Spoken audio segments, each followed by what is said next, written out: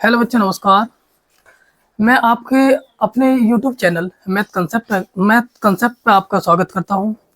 साथियों, बच्चों, आज हम जो एक्सरसाइज 8.1 है उसके बारे में बात करेंगे।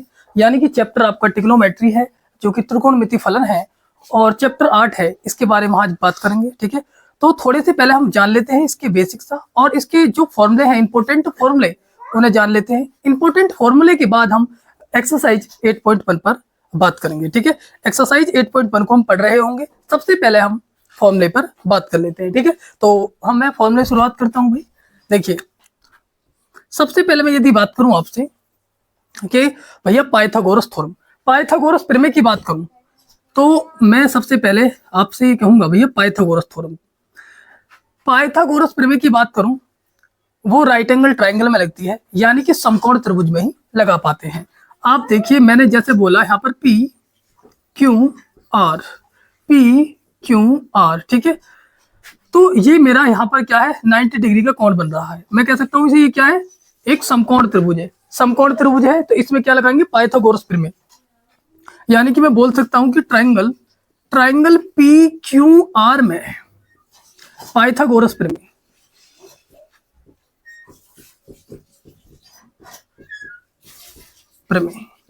यानी कि मेरा कहने का अर्थ ये है भैया, पाइथागोरस प्रमेय जो है हम केवल राइट एंगल ट्राइंगल में, यानी समकोण त्रिभुज के अंतर्गत ही लगा रहे होंगे। समकोण त्रिभुज में ही पाइथागोरस प्रमेय को यूज करते हैं।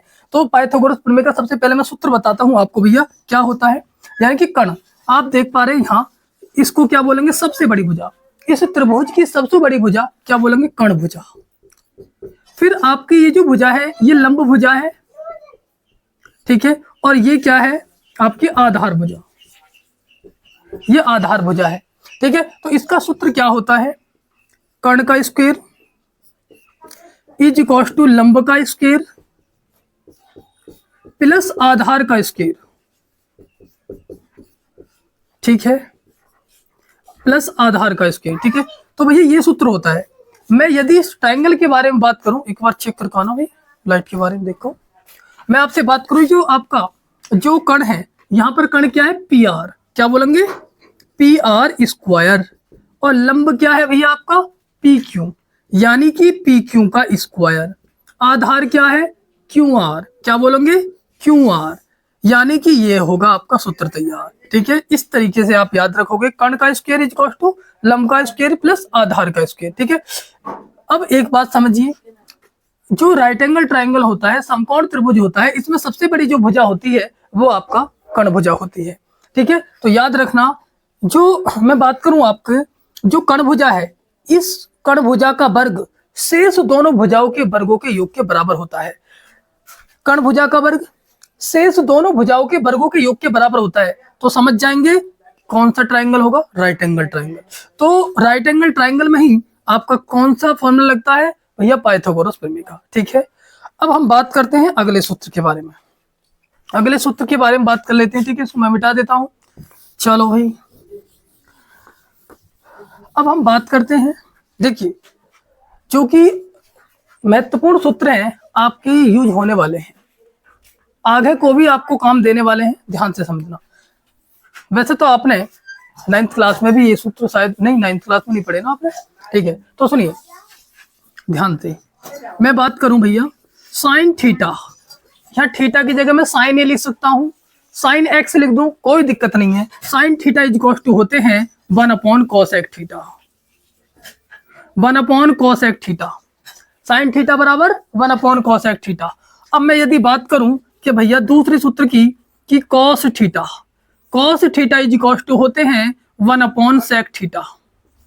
ठीक है, अब यदि हम आगे की बात करें, cos भी होगा, tan थीटा बराबर सूत्र क्या होता है, 1 cot थीटा, 1 cot थीटा। ठीक है, अब मैं बात करूं, देखिए इसका रिवर्स, देखिए ध्यान से, जस्ट इसका उल्टा, यदि मैं cosec थीटा बराबर आपसे बात करूं, यदि मैं आपसे cosec थीटा बराबर बात करूं, cosec थीटा बराबर क्या होता है, 1 sin थीटा, क्या बोलोगे, 1 sin थीटा। ठीक है, इसका अपोजिट है कि नहीं है, मुझे बताओ कि भैया sin थीटा बराबर 1 cosec थीटा, और cosec थीटा बराबर बात करें तो 1 sin थीटा। ठीक है। अब मैं आपसे बात करूं, आपके नहीं लिख रहा हूं तो साथ साथ तुम भी लिखते चलो, ठीक है। क्या बोल रहे हैं, सेक थीटा बराबर, सेक थीटा बराबर क्या बोलोगे, सेक थीटा बराबर 1 cos theta, 1 cos theta.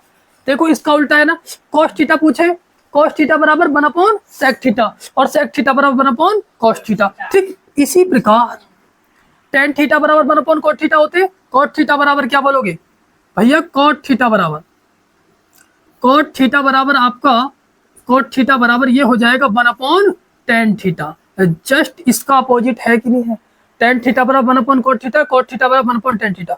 tan का एक और सूत्र लिखो भैया, tan थीटा बराबर एक और क्या होता है, आप कहोगे भैया साइन थीटा बटे कॉस थीटा, राइट। ठीक इसी प्रकार कॉट का भी एक और सूत्र होता है, वो क्या होता है भैया, कॉट थीटा बराबर कॉस थीटा बटे साइन थीटा, ठीक है।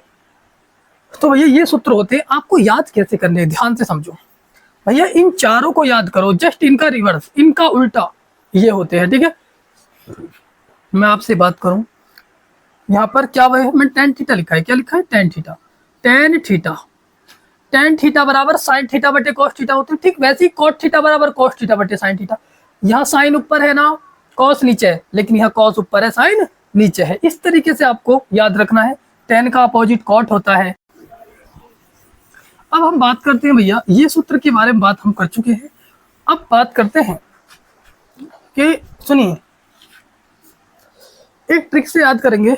मैं आपसे ये पूछूं कि भैया साइन थीटा बराबर क्या होते हैं, आप बोलोगे भैया लंब बटे, क्या बोलोगे, लंब बटे कर्ण होते हैं। अब ठीक है, आपसे मैं कहूं कि कॉस थीटा बराबर क्या होते हैं, आप कहोगे भैया आधार बटे कर्ण होते हैं, ठीक है। अब इनको मतलब पता कैसे लगाएंगे, इनको ट्रिक से याद करेंगे, जो कि आपकी लाल बटे कक्का के माध्यम से हम कर रहे हो। सुनो ध्यान से, लाल बटे कक्का के माध्यम से करेंगे, सुनो, लाल बटे कक्का मैंने लिख दिया। अब इसके जस्ट ऊपर क्या लिखना है आपको, साइन थीटा, इसके ऊपर क्या लिखोगे आप, साइन थीटा भैया। यहाँ क्या लिखोगे, कॉस थीटा, यहाँ क्या लिखोगे, टेन थीटा। इसके जस्ट नीचे क्या लिखोगे, यहाँ पर कॉट थीटा। फिर यहाँ क्या लिखोगे, आपका सेक थीटा। यहाँ पर आप क्या लिखोगे, कॉसेक थीटा। ध्यान से समझो बात को। अब ये सूत्र बन गया, क्या याद रखना है, लाल बटे LAL बटे के बटे के। आपको क्या कहना है, लाल बटे कक्का, ये आपको याद रखनी है। अब कैसे एक सूत्र बना पाओगे इससे, सुनो ध्यान से। अब मैं आपसे ये कहूं भैया कि साइन थीटा बराबर क्या होते हैं, आप बोलोगे भैया साइन थीटा बराबर, पहले मैं ये बता दूं, L का मतलब क्या होता है, लंब, K का मतलब क्या होता है, कर्ण, और A का मतलब क्या होता है, आधार। बात क्लियर है क्या, A का मतलब आधार। अब मैं आपसे पूछूं कि साइन थीटा बराबर क्या होते हैं, साइन थीटा कहाँ है भैया, ये रहा साइन थीटा, और इसके जस्ट नीचे देखो लंब बटे कर्ण, क्या बोलेंगे, लंब बटे कर्ण।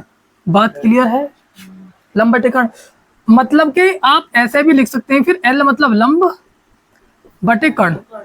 बात क्लियर है भैया, कैसे कर्ण। अब मैं आपसे पूछूं कि भैया tan थीटा बराबर क्या होंगे, आपसे पूछूं कि tan थीटा बराबर क्या होंगे, क्या बोलेंगे, लंब बटे आधार। भाई tan कहाँ पर है, tan तो यहाँ है। जब हम ऊपर से देख रहे होते हैं, ऊपर ये tan तो ऊपर लिखा हुआ है ना, ऊपर से देख रहे होते तो ऊपर से ही पढ़ेंगे, यानी लंब बटे आधार। क्या लिखोगे, लंब बटे आधार। बात समझ में आई, क्या बोलोगे, लंब बटे आधार। अब मैं आपसे पूछूं कि भैया सेक थीटा, ये कॉट थीटा बराबर क्या होते हैं, क्या बोलोगे, कॉट थीटा बराबर। अब मैंने नीचे से पढ़ रहा हूं ना इस कॉट को, तो नीचे से ही काउंट करना है। देखो नीचे से पढ़ेंगे, आधार बटे लंब, क्या लिखने का, आधार बटे लंब। बात क्लियर है क्या, है ना। मैं आपसे पूछूं कि कोसेक थीटा बराबर क्या होते हैं, कोसेक थीटा, कोसेक थीटा बराबर, कोसेक थीटा कहां पर है, यहाँ। कोसेक थीटा से ऊपर देखो क्या है, के मतलब कर्ण, फिर उस पर क्या है, लंब, क्या बोलेंगे, कर्ण बटे लंब। क्या लिखना है, कर्ण बटे लंब, यानी आप क्या बोलोगे, के बटे एल का मतलब क्या, कर्ण बटे लंब। क्या बातें समझ में आई, आपको बस अपने माइंड में ये चीजें रखनी है, लाल बटे कक्का, ठीक है। अब मैं आपसे पूछूं, मुझे बताओ कमेंट बॉक्स में लिख करके बताने का कि भैया कॉट थीटा बराबर क्या होंगे, सॉरी कॉट थीटा तो मैंने पूछ लिया है आपसे, मैं पूछूं कि कॉस थीटा बराबर क्या होंगे, कॉस थीटा बराबर क्या होंगे, इसका जवाब कमेंट बॉक्स में आप मुझे दोगे, ठीक है। क्लियर। अब मैं आगे बढ़ता हूँ, मैं इसको मिटा देता हूँ, ठीक है। चलो भाई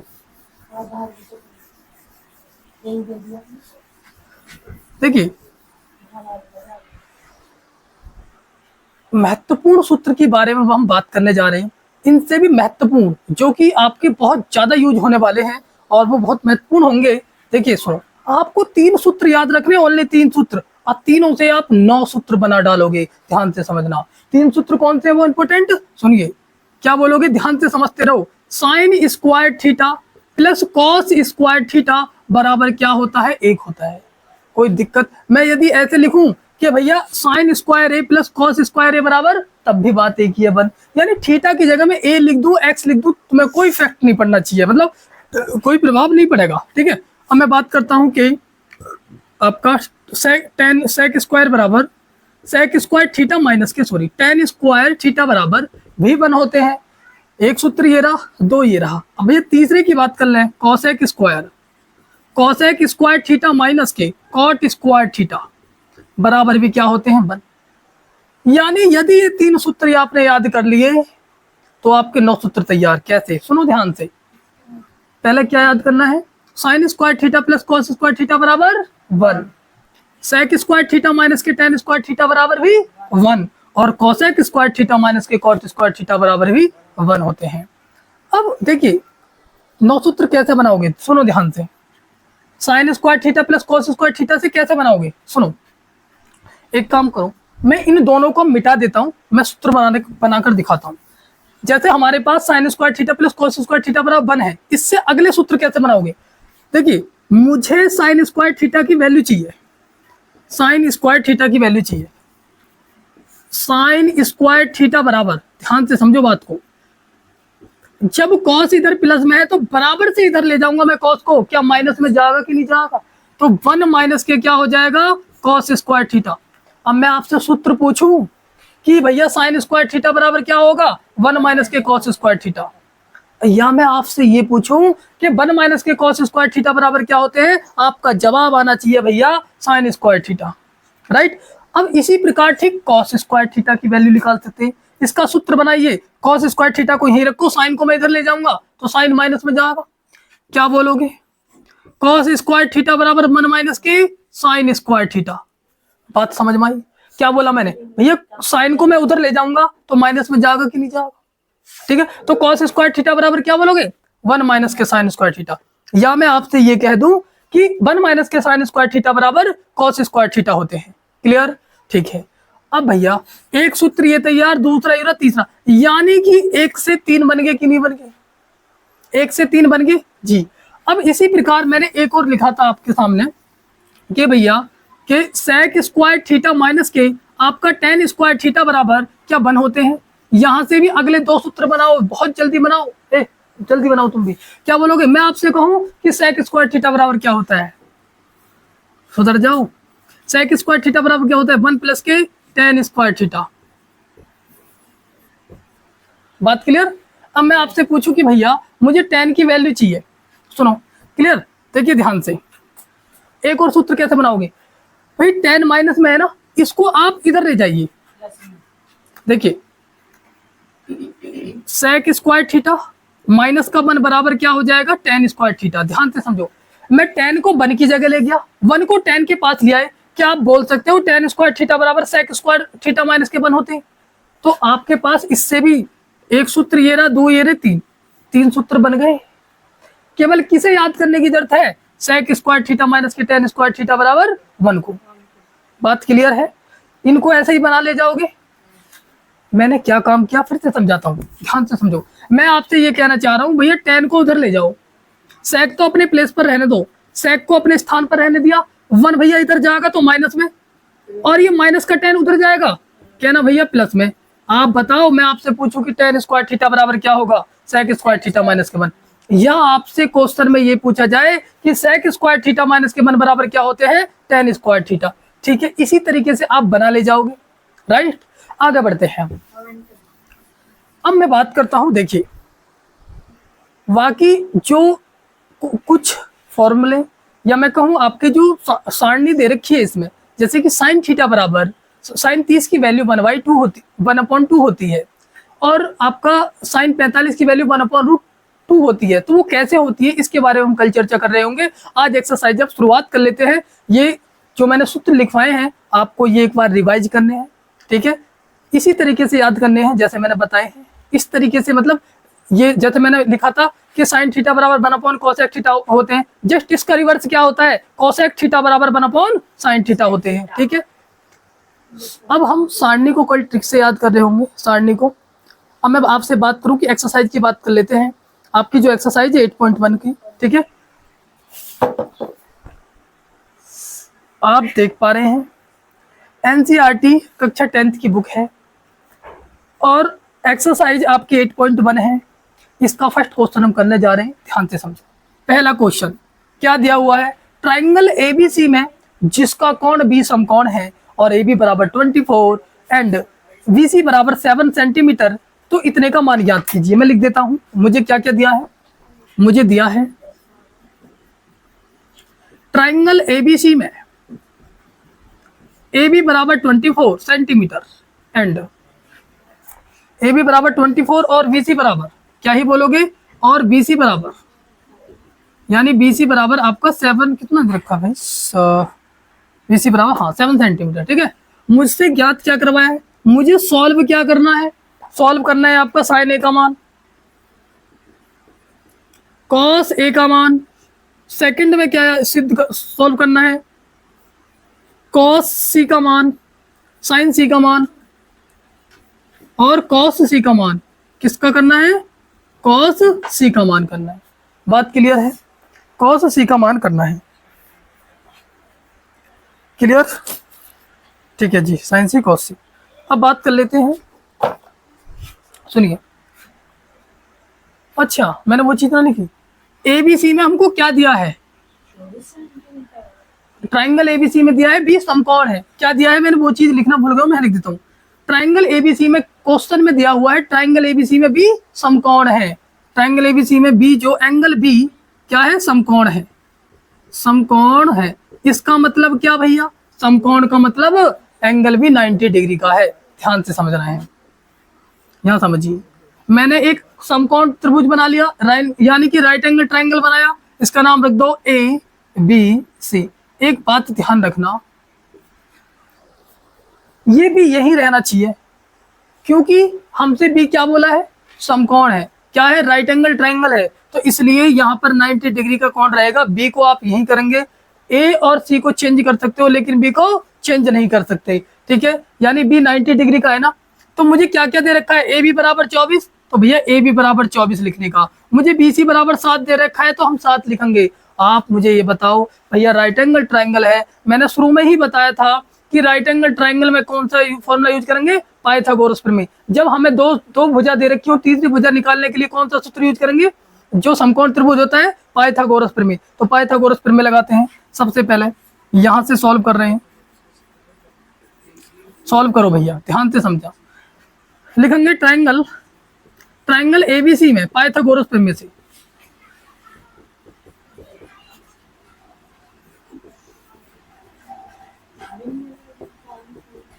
पाइथागोरस प्रमेय सूत्र सुनाओ फटाफट, क्या बोलेंगे भैया, कर्ण का स्क्वायर, कर्ण क्या है, एसी, त्रिभुज की सबसे बड़ी भुजा कर्ण, क्या बोलोगे, एसी, एसी का स्क्वायर बराबर ए बी का स्क्वायर, मतलब लंब का स्क्वायर, कर्ण का स्क्वायर बराबर लंब का स्क्वायर प्लस आधार का स्क्वायर बीसी।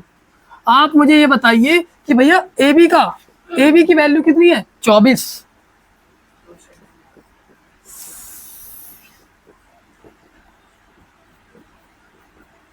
ऐड करेंगे, क्या बोलोगे, देखिए भाई 24 का स्क्वायर कितना होता है, 576, 24 24 576, 7 7 जा 49, मतलब 7 7 49, 7 का स्क्वायर क्या होगा 49, इन दोनों को जोड़ेंगे तो 625। अब स्क्वायर से स्क्वायर रूट चढ़ाओ, AC इज इक्वल्स टू 625, ध्यान से समझो, स्क्वायर से स्क्वायर रूट चढ़ गया, अब स्क्वायर रूट से इसे निकालेंगे कितना आ जाएगा, 25 25 625, AC की वैल्यू कितनी आ गई 25, तो समझ जाओ AC की वैल्यू में यहाँ कितना लिख दूं, 25। बात क्लियर है। ये 625 कैसे निकला, क्या आप पे रूट से नहीं निकालना था? सुनो ध्यान से समझो, 625 को कैसे निकालेंगे, फैक्टर करो। वैसे तो याद होनी चाहिए, स्क्वायर याद कर लो भाई, नहीं है तो सुनो ध्यान से। 5 से काटो, फैक्टर कर लो इसके, 625 की फैक्टर कर लेते हैं। 5 एकम 5, 5 दूनी 10, 5 पंजे 25, 25 पंजे 125, 5 पंजे 25, 5 एकम 5। पेयर बना लो, ये पेयर बन गया, ये भी पेयर बन गया। क्या करना है कि पेयर में से एक निकलेगा बाहर 5, इन दो इस पेयर में से बाहर निकलेगा 5, 5 पंजे 25, निकल कर तैयार हो गया। अब आपको क्या करना है, आपको क्या करना है, सुनो ध्यान से। इतना काम कंप्लीट, हमने तीसरी भुजा निकाल कर तैयार कर ली। अब करना क्या है, पहला उतारो यहाँ पर। पहले में क्या दिया है, साइन ए की वैल्यू ज्ञात करनी है। भैया साइन ए बराबर क्या होता है, साइन ए बराबर होता क्या है, अरे लाल बटे कक्का भूल गए, सुनो ध्यान से। लाल बटे कक्का मैं यहाँ पर लिख दूं, लाल बटे कक्का, ध्यान से समझो। साइन कहाँ होता है, जस्ट यहाँ होता है। तो साइन ए बराबर क्या होता है, लंब बटे कर्ण। क्या लिखना है, लंब बटे कर्ण। लाल बटे कक्का के अनुसार साइन ए बराबर लंब बटे कर्ण। अब लंब बताओ कितना है भैया, लंब 24 है, एंड कर्ण कितना है भैया, कर्ण अभुजा 25 है। बात क्लियर है क्या? अब मैं आपसे ये कहूं भैया कि कॉस ए बराबर क्या होता है, कहना भैया कॉस ए बराबर, कॉस क्या है। अब कॉस ए बराबर, मैंने साइन ए की तो वैल्यू निकाल दी, अब कॉस ए की निकालेंगे। कॉस ए बराबर क्या होता है, आधार बटे कर्ण। क्या होता है, आधार। भाई यहाँ पर साइन होता है, यहाँ कॉस होता है, यहाँ टेन होता है, तो कॉस ए बराबर आपका क्या हो जाएगा, आधार बटे कर्ण। आधार कितना है भैया, बेस 7, और कर्ण कितना है 25, ये निकाल कर तैयार। यानी कि पहला क्वेश्चन तो हमने कर दिया। अब करते हैं सेकंड की बात। अब यहां समझने की जरूरत है, ध्यान से सुनो। देखिए मिटा दूं, क्लियर, इतना मैं मिटा दूं, इतना जल्दी उतारो, बहुत जल्दी नोट करो, ठीक है। फिर क्या करेंगे हम, यानी सेकंड कोर कर लेते हैं, साइन सी और कॉस सी। साइन सी और कॉस सी कोर करेंगे, ध्यान से समझो बात को, सुनिए। अब सेकंड क्वेश्चन करेंगे इसका, साइन सी। अब ध्यान से समझना, पहले क्या था साइन ए, अब क्या है साइन सी। क्या इसका एंगल चेंज हुआ, एंगल चेंज होने से भुजा भी चेंज हो जाती हैं। सुनो ध्यान से, कैसे मैं आपको बताने का प्रयास कर रहा हूं, ध्यान से समझो कैसे। आप ये बताओ भैया कि आपका, देखिए यहां समझो, मैं यहां समझाने का प्रयास कर रहा हूं। आप ये बताओ ए बी सी, हमारा ट्रायंगल यही है। ए बी बराबर 24 है और बी सी बराबर 7 सेंटीमीटर है, इतना ही है। अब यदि मैं, देखिए पहले क्या था, एंगल ए, एंगल ए था ना पहले, अब क्या हो गया एंगल सी, यानी एंगल चेंज हो गया ना। अरे ए की जगह क्या हो गया, सी हो गया ना। एंगल चेंज, ए की जगह क्या हो गया, सी, यानी मैं इसको भी कर दूं, इस सी को ए की जगह कर दूं और ए को सी की जगह कर दूं। देखो कितना बड़ा इफेक्ट पड़ेगा। यानी कि आपने जैसे ऐसे किया, ए की जगह सी लिख दिया और सी की जगह ए, मतलब ए की जगह सी लिख दिया और सी की जगह ए लिख दिया। अब बताओ हमारे इसमें ए बी बराबर कितनी है, 24 सेंटीमीटर। भैया बी सी बराबर कितनी है, 24 सेंटीमीटर, जबकि बी सी बराबर कितनी है, 7 सेंटीमीटर। बात क्लियर है। और भाई ए सी बराबर कितना है, 25। आप मुझे ये बता दो, क्या दो भुजा चेंज हो गई? अरे यहाँ बी सी बराबर 24, जबकि बी सी बराबर तो 7 सेंटीमीटर है, और ए बी बराबर 7 सेंटीमीटर, जबकि ए बी बराबर तो 24 सेंटीमीटर है। इसका मतलब यदि हम इन दोनों को चेंज करते हैं, इसको तो चेंज कर ही नहीं सकते, क्योंकि भैया ये 90 डिग्री का है, इसको तो ही रहने देना है। अब आप ये बताओ, जब ए को सी की जगह कर दिया, सी को ए की जगह कर दिया, तो क्या ये वाली भुजा चेंज होगी, यानी लंब और आधार भुजा चेंज होगी। यानी कि कहने का मतलब है, जो हमारी आधार भुजा थी, वो आपकी जो आधार भुजा थी, देखो सॉरी क्या कर रहे हैं, हाँ सॉरी, देखिए मैं आपसे क्या कहना चाह रहा हूँ, BC बराबर है कितना 7 सेंटीमीटर, और BC AB बराबर कितना है 24 सेंटीमीटर। आप मुझे ये बता दो क्या भुजा चेंज हुई? BC बराबर 7 सेंटीमीटर, हाँ जी BC बराबर 7 सेंटीमीटर, AB बराबर कितना 24 सेंटीमीटर, AB बराबर 24 सेंटीमीटर, यानी कि लंब 24 है ना, लेकिन यहाँ लंब कितना होगा 7 हो गया। यहाँ पर आधार कितना है 24, लेकिन यहाँ आधार कितना होगा 7। क्या लंब और आधार दोनों भुजाएं चेंज हो गई है ना, लेकिन कर्ण भुजा पर कोई प्रभाव नहीं पड़ा। ये जो कर्ण भुजा है ना, ये अब भी 25 है और तब भी 25 थी, ये इन पे इस पे प्रभाव नहीं पड़ा। इसलिए आपको साइन सी बराबर क्या लिखना है, साइन सी बराबर रियल बताओ क्या होता है, लंब बटे कर्ण। क्या लिखना है भाई, लाल बटे कक्का पे चले जाओ ना, लाल बटे कक्का, ध्यान से समझो, लंब बटे कर्ण होता है ना।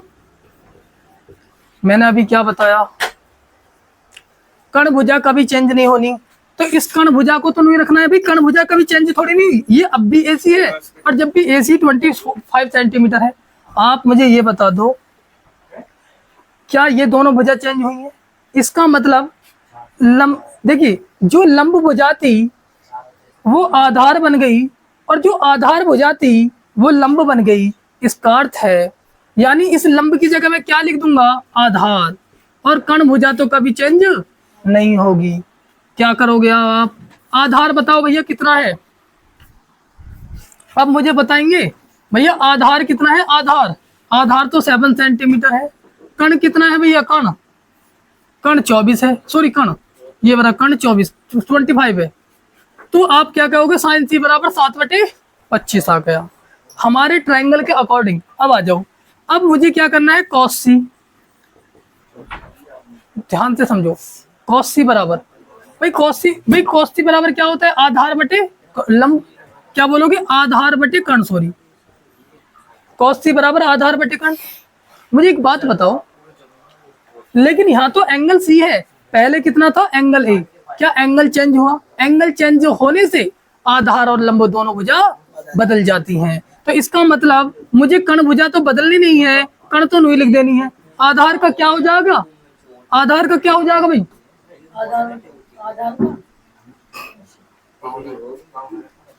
मैंने अभी बताया आधार भुजा का लंब भुजा हो जाएगा। आधार और लंब ही तो चेंज होंगी, अभी बताऊंगा तुम्हें, रुक जाओ, ठोकूंगा तुम्हें, पढ़ना आ रही तुम। लंब बताओ भैया कितना है, लंब बताएंगे भैया 24 है ना, और भैया कर्ण भुजा कितनी है 25, तो ये आपका राइट जवाब होगा। यानी कि क्वेश्चन यहाँ पर कंप्लीट होता है आपका। बात क्लियर है? तो अब हम आगे बढ़ते हैं, एक और क्वेश्चन कर लेते हैं।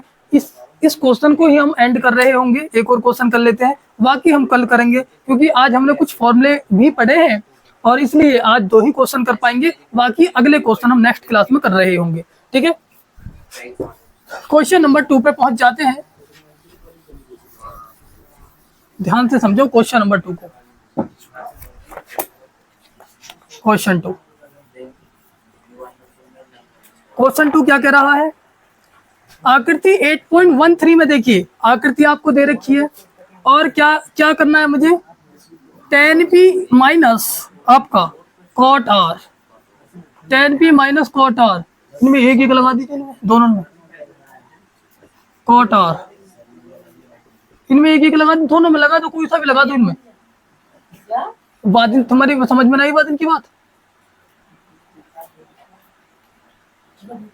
कितने बेहा हो रहे हो तुम। क्या करना है मुझे, निकालना है, ठीक है। मुझे देखो आकृति दे रखी है, इस आकृति को हम बना लेते हैं।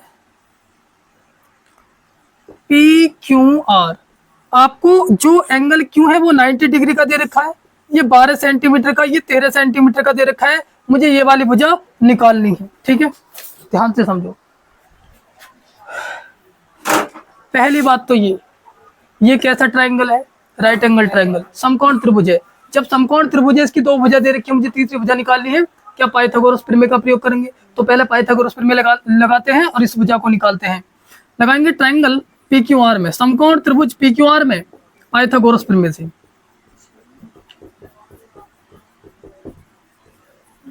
क्या होता है भैया, कर्ण का स्क्वायर, कर्ण कौन सी भुजा भैया, सबसे बड़ी भुजा PR। क्या बोलेंगे भैया, PR का स्क्वायर इज इक्वल टू, यानी कर्ण का स्क्वायर इज इक्वल टू लंब का स्क्वायर, लंब कितना है PQ।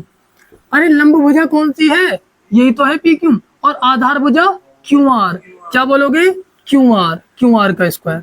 आप मुझे ये बताइए पी आर कितना दे रखा है, 13, 13 का स्क्वायर करेंगे, ठीक है। अब पी क्यू कितना दे रखा है, 12, 12 का भी स्क्वायर करेंगे, राइट। और क्यू आर हमें निकालना है, सॉरी यहाँ पर प्लस करता है, ठीक है।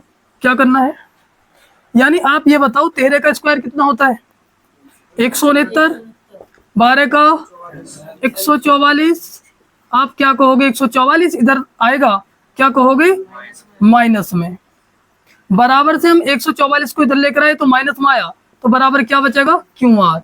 आप मुझे नो बता दो घटाकर कितना आएगा, क्या ना 25। आप स्क्वायर से स्क्वायर रूट चढ़ाएंगे, क्या ना आप ये कहोगे Q R is equal to root के 25। ध्यान से समझो, स्क्वायर से यह स्क्वायर रूट चढ़ाया, हाँ जी चढ़ा दिया। आप ये बताओ 25 को, 25 का वर्गमूल क्या होता है, आप कहोगे भैया 5, क्योंकि 5 का स्क्वायर ही तो 25 होता है। तो यानी कि क्यू आर भुजा मिल गई मुझे 5 सेंटीमीटर, कितनी भैया, 5 सेंटीमीटर। मुझसे पूछा क्या है, उसे उतारो। मुझसे पूछा है कि भैया 10p माइनस 10p माइनस के कॉट आर की वैल्यू ज्ञात करो, कॉट आर की। अब ध्यान देने की बात है, कभी आप जल्दबाजी में गलत कर दो। क्या यहाँ एंगल P है, यहाँ एंगल R है, क्या एंगल चेंज हुए हैं, जी बिल्कुल एंगल चेंज हुए हैं। तो आपको क्या करना है, एक तो रियल लिखेंगे, एक में आपको चेंज करना पड़ेगा। सुनो, क्या मैं एंगल P जो है इसको रियल लिख दूं, आप जानते हैं लाल बटे कक्का, लाल बटे कक्का को जानते हैं। आप मुझे नो बता दो क्या रियल में tan थीटा बराबर लंब बटे आधार होता है, क्या लिखूंगा मैं यहाँ पर, लंब बटे आधार, शॉर्ट में लिख देते हैं, यहाँ माइनस लिखो। अब भैया एंगल तो चेंज हुआ है, एंगल चेंज होने पे लंब भुजा आधार हो जाती है, आधार भुजा लंब हो जाती है, यानी आधार और लंब ये दोनों परिवर्तन हो जाती हैं, यानी बदल जाती हैं। तो मैं लिखूंगा भैया रियल में बताओ पहले कॉट आर बराबर, अरे रियल में कॉट बराबर क्या होता है, आधार बटे लंब, क्या होता है, आधार बटे लंब। लेकिन मैंने अभी क्या बताया, यदि एंगल बदल गई तो भुजा भी बदल गई, भुजा भी चेंज होंगी। आप मुझे नो बता दो लंब का आधार आधार का लंब नहीं हो जाएगा, तो यानी जो ये आधार है इसको मैं क्या लिखूंगा भैया, लंब। जो लंब है इसको क्या लिखूंगा, आधार। बस भैया काम खत्म। अब वैल्यू रख दो, भैया लंब कितना है, 12, भैया आधार कितना है, 5। यहाँ पर बताओ लंब कितना है, 12, और आधार कितना है यहाँ पर, 5। आप बताओ 12 बटे 5 से 12 बटे 5 गए तो क्या बचा, 0। ये काट क्यों दिए, क्योंकि आप देख रहे हैं 12 बटे 5 प्लस के हैं, माइनस के 12 बटे 5 है, तो 12 बटे 5 में से 12 बटे 5 गए तो 0 ही तो बचा, तो मेरा इसका आंसर क्या आ गया, 0 आ गया, राइट। ये यहाँ पर कंप्लीट होता है। बाकी प्यारे साथी, प्यारे बच्चों, हम आगे की क्वेश्चन हम कल कर रहे होंगे, ठीक है। तो यहाँ तक के लिए बहुत बहुत धन्यवाद, थैंक यू, कर दो।